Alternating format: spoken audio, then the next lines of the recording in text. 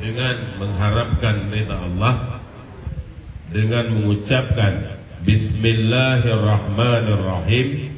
Allahumma salli ala Sayyidina Muhammad wa ala ali Sayyidina Muhammad. Pasar Hewan Sibre, Uro Senin 5 Januari 2026 dengan resmi dinyatakan dibuka kembali.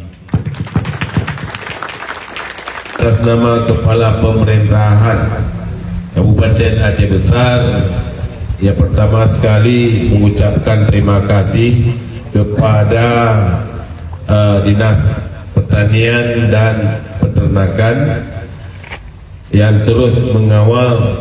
Ini merupakan salah satu langkah untuk kemajuan rakyat Aceh Besar. Kemudian yang kedua, juga pemerintah Aceh Besar akan terus mendukung dan melaksanakan kebutuhan yang dibutuhkan, insyaallah. Kemudian Abadulun bermohon kepada rekan-rekan dari DPR, baik DPR A, DPRK ataupun DPR RI, mari kita bersinergi untuk bangun Aceh Besar bersama-sama. Mudah-mudahan kita bisa memberikan yang terbaik kepada rakyat Aceh Besar. Pemerintah sudah membuat 2 bangunan baru, yaitu yang di Sabo Likut.